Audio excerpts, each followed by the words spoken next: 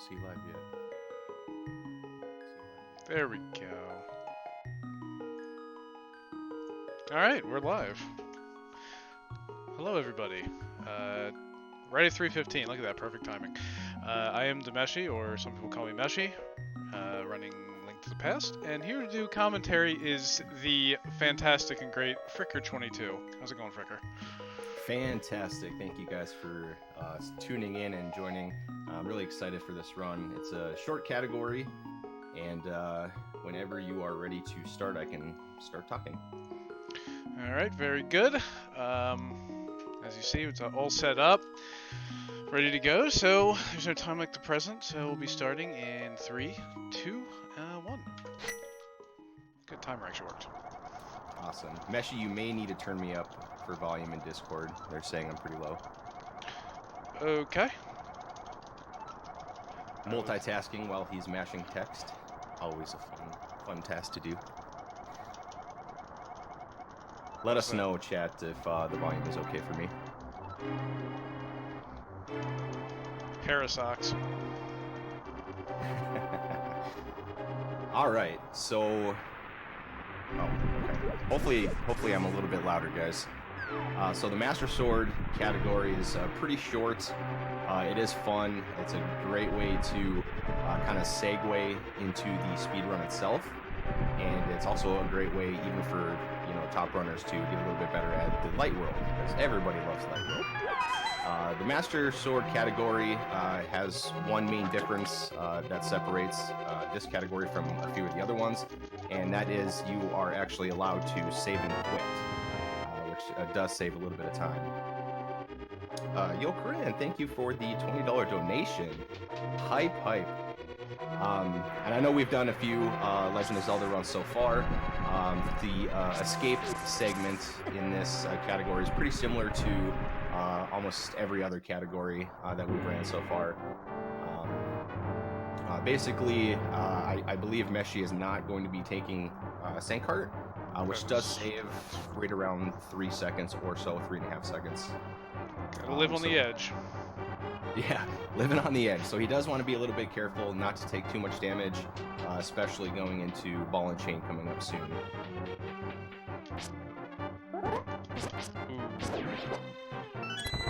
It looks like Meshi was trying the optimal strat for the first key guard with the left poke. He does correct it toward the end there, so he didn't lose too much time. Main thing in escape, obviously, since you don't have the boots, is going to be movement that you need to focus on.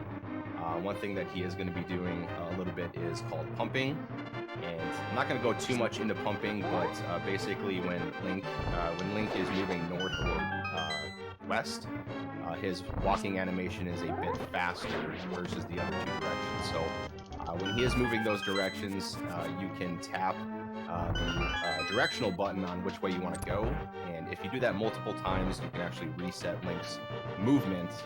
Actually, you have a chance to reset Link's movement to 2 pixels per frame, which is going to be a little bit faster. I'm a big advocate for a no pump category, personally. No pump. He does decide to boom the guard and take the pot and the forward slash. Does get a clank, not too big of a deal, but utilizes the boomerang to get the key toward the door. Nice job.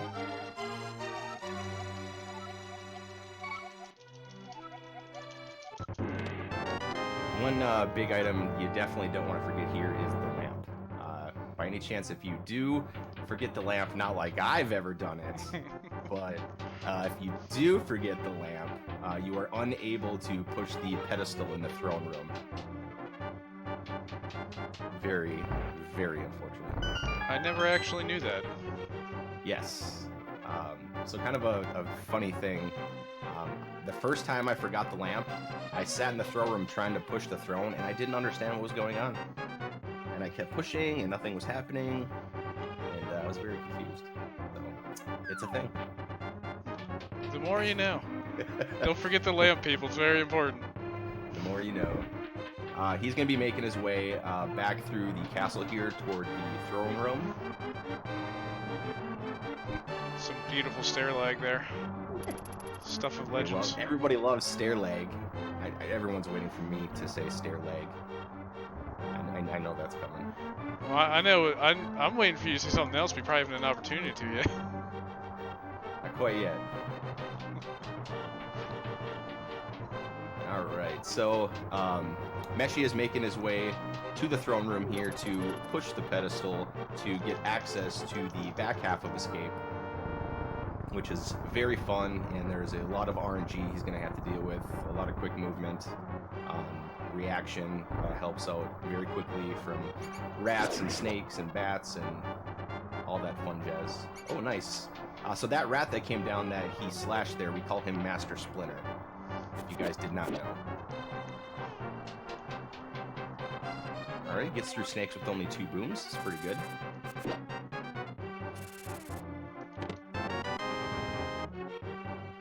Alright, nice key. Never knew that was named Master Splinter. Yes. He gets me a lot. Yes, he does. That's why we call him the Master. As Meshi makes his way through the 2 water rooms here, it is very important to try to reset Link's movement faster, because Link does walk considerably slower in the water. Oh no. Okay. Boom the key a little bit early. I missed it in the falling animation there, but it's alright. Oh, I did get it. It's okay. Didn't hear the sound, so I thought I missed it the second time. Yeah, there are times in this game where you don't get the sound for some reason, whether it's a key grab or even activating your flute in a longer run. Sometimes you hit it, you won't hear the flute, but it still calls it. There is a text box that he is skipping here, as he just skipped in the middle. Alright, and that is the first segment of this run. So after mashing through some of the priest text here, he is going to do a save and quit to Link's house. Now, if anybody is doing this category, when you save and quit, you can actually save a little bit of time, and it is a little bit easier to actually hold select on the last text box or the last thing that you're picking up. That way your save and quit menu pops up immediately, and you don't have to try to mash it. Yeah, mashing select is not very good, because those buttons are not meant to be mashed. And I think most of you that run this game will agree with me that the save and quit menu is very, very mean. It's a bully. Alright, so Meshi is making his way through the best overworld, the Eastern overworld. There's a lot of Akaroks he has to avoid. There's Armo statues, there's guards, there's a lot of RNG. And it looks like he is handling it beautifully, so nice job. Also going up these stairs, you can double pump to speed up Link's movement, which is basically holding up and then pumping left and right. And we are now in Eastern Palace. Yeehaw! With my favorite room is in this palace. So Eastern Palace can be a little bit difficult, especially if you skip the sync heart. Because Meshi is going to be doing a damage boost in the big key room, which is going to take a heart and a half from his health. So he does have to be careful to make sure that his health is on the fuller side once he reaches the back half of this dungeon. Going into the Stealthhost room, if he follows a certain pathway and throws pots, he is able to only hit 2 skeletons, but he went a little off the invisible pathway that you need to stay on for the hitbox for them to spawn, but he did handle it just fine. I think I went a little high there.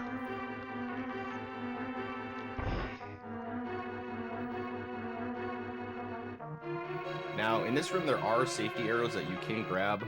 Most runners will choose not to grab those arrows during a Master Sword run, because the only arrows that you really need is for the boss in the desert. And a minimum is about 12 if you're perfect, but... Ooh, Meshi going for the optimal key, nice. He does take a bop, but there thankfully is a safety heart in the pot there. The Pump Master room, everyone's favorite. A lot of pumping up and double pumping, and then up pumping, and then more double pumping. He's now entering the D-Boost room. is actually called the big key skip room, but you're not really skipping the big key. You're just skipping the actual way to get to the key. But recently, I've been calling it the deboost room. But fantastic job. He utilizes iframes, which last, I believe, 60 frames or a full second to hit that switch underneath the anti-fairies that are coming in. Grabs the bow, and we're going to make our way to the Gifted with Greenies room. We're coming up with my favorite room here. Say that very loosely. He kills the right Igor there, gets the key, and is able to move on. That room can go south very, very quickly. Grabs a safety heart, along with a few arrow pots. Alright, here we come. My favorite room ever. The Zelda Gamer Room. Alright, let's see how this goes for RNG. Ooh, not too bad. The Zelda Gamer Room actually has so many different RNGs and positioning for those enemies. It's insane. Nice double readies. Going into our first boss, the Armos Knights. He's going to take the top right strat to see if he can get the quick kill here. Looks like Meshi's got it. Oh, and one arrow for the homies. Nice Always job. pour one out for the homies. It is better to pick up the pendant as low as possible because Link will actually grab it much faster as well. I can't count to 13, that's why I shoot an extra. That's okay. I went to public school as well. Oh, okay, so you understand my pain. I completely understand. Alright. We have Escape done, Eastern Palace is done, and now Meshi is making his way to Saha so we can get some brand new shoes. That look oddly the same as the shoes I'm already wearing. That is strange. And yes, Saha is wearing a cowboy hat. He is not a bald old man. Just want to clarify for everyone that is unaware. That is very important to know. Looks like you do have your mouse cursor meshing on your last split time. I do? I believe so. Yes. I did. Okay, so after getting the boots, we can go zoom zoom, which is fun stuff. So Meshi is making his way to the library to get the book, and with the book, that allows us access to open Desert Palace. Right, he gets the spin speed. Is a very fun but very frustrating minor glitch that we do in our runs, where once you get the boots, you're able to hold your sword out. Once the sword is charged, you're able to release the spin and then hit A or your dash button 1 frame after releasing your spin, and that will grant you a super speed state, which allows you basically dashing speed without running in or bonking into anything, and you are able to change directions, which is really awesome.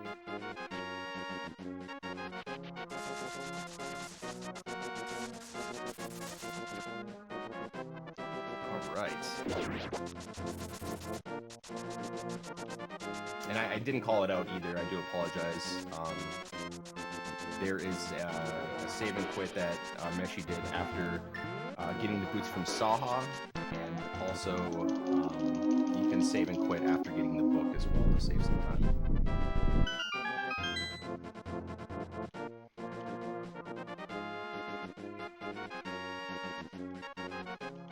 Save and quit's actually harder than the overworld run, just saying. Alright, we are in Desert Palace. Very exciting. See what strategy he uses for this antlion enemy here. Okay, just goes with the standard spin. Nice. I've not been able to get the poke down. Yeah, there are a few different strategies that you can use on that enemy. And that BMOS that he snuck under there for the key, he has a very small hitbox. Actually, I think his hitbox is pretty normal, if I clarify. I just believe the BMOS sprite itself is fairly large. So. Alright, let's see what kind of cannonball RNG he gets in the room for the big key. See if we got a clear pathway. Alright, too bad. You do have to redash there, so Meshi had the right idea. Right idea, just got hit in the backside with the cannonball there. Happens to the best of us. Or pirates. Grabbing the safety arrows here. He is going to pick up 10 more arrows coming up before he gets the glove. Now you might think, why would I need 27 arrows for Landmola? You'll see. Landmola could be a very, very tough boss. It's all RNG dependent. It really just comes down to quick reaction and positioning. It is a very, very tough boss, even for some of the best players in this game.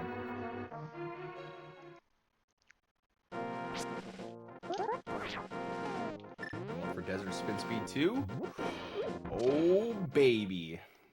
That's a very scary spin speed, so GG on that.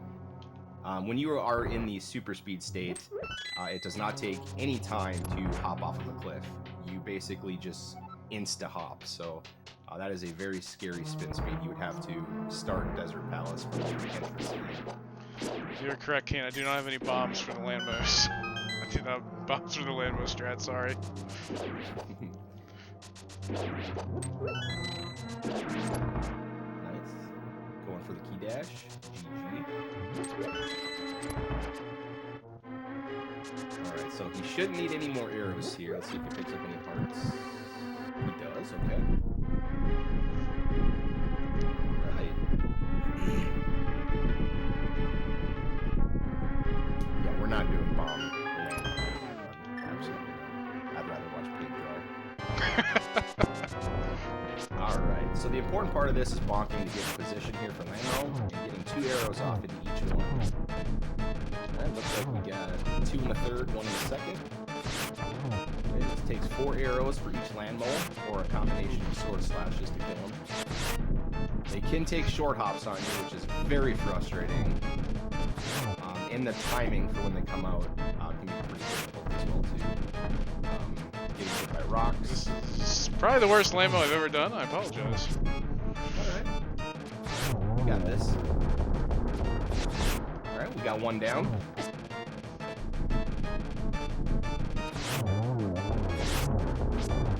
Alright, we are all out of arrows, so we're gonna have to slash the last one. Nice. GG. Landmo is a very, very tough boss. Especially if you miss some arrows on the first phase there, it can go south very, very quickly. Coming out of Desert Palace here, he is going to do a save and quit. And he's going to go right to the Sanctuary. Yes, do not go to Link's house after that, trust me. Yeah, you do not want to go to Link's house. There's nothing there for him. It's just an empty house, it's very sorrow. We're going to make our way left, and then we're going to go up towards lifting up the big rock to the cave. That allows us access to the Old Man and Death Mountain. Oof. Those crows, man. They can be a big pain in the butt. Murder crows.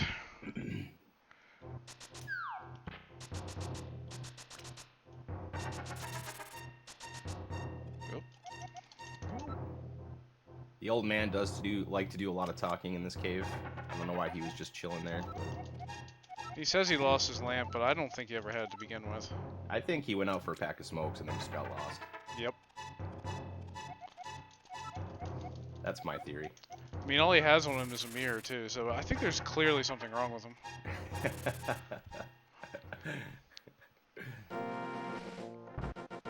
Alright, everyone's favorite part of Death Mountain here. There's so much RNG and just so much stuff that can go wrong. You got the dead rocks going back and forth. Once you hit them, they turn to stone, they can get in your way. You have the RNG of the falling cabbages. You can also not get spin speed when you're facing left or right. Yep. I It's do okay. that. We're fine, we're fine. We got this. Apparently I just can't get spin speed today. There we go. Spin speed is, yeah, it's tough. Very inconsistent. Alright, enters in from the right side of the portal, which gives him access to a free quick warp, saving 34 fantastic frames. What a guy. Quick warps are a little bit faster transition depending on where the camera is at. There's actually, I believe, 2 pixels out of every 8, I want to say. Someone correct me if I'm wrong, I apologize. That allow you to get a quick warp. Saving 34 frames. Glorious frames. Fantastic frames. The best frames. Who likes to count? Are we gonna count to 20? Yeah, in Spanish? Uno? Dos? No? Dos? Cuatro? Seis? Oh yeah, that's right, you're not synced, I'll let you go. Seis? Siete? Ocho? Nueve? Diez? I don't know if I skipped one. You're right, I think. Once, doce, quince, catorce. I'm lost. I don't know. It's been years since I've taken Spanish. 20. 20. Oh, We got this. I missed the putt anyway. Good enough. It's all good. Alright, we are going to light these 4 torches, and then we're going to get the big key, and we're going to mirror to the entrance of the dungeon.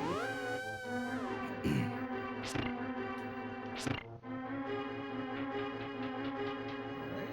There are a few different strategies that he can do for the Beatles room here. Let's see if he goes for the optimal.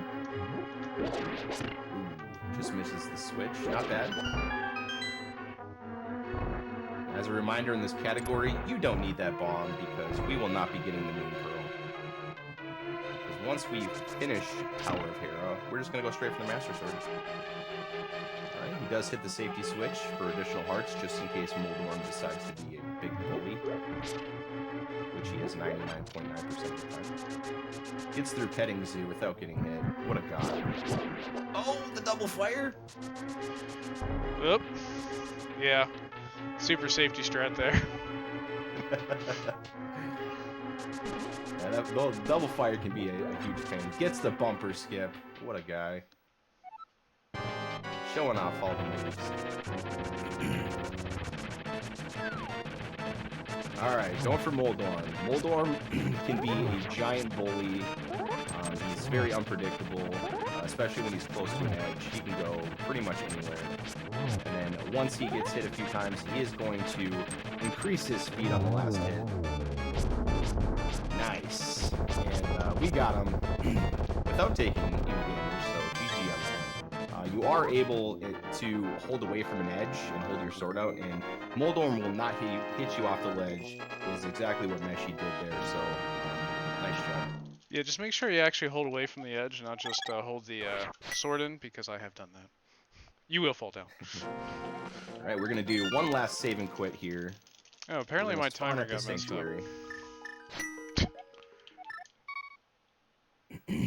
Alright, well, my timer stopped.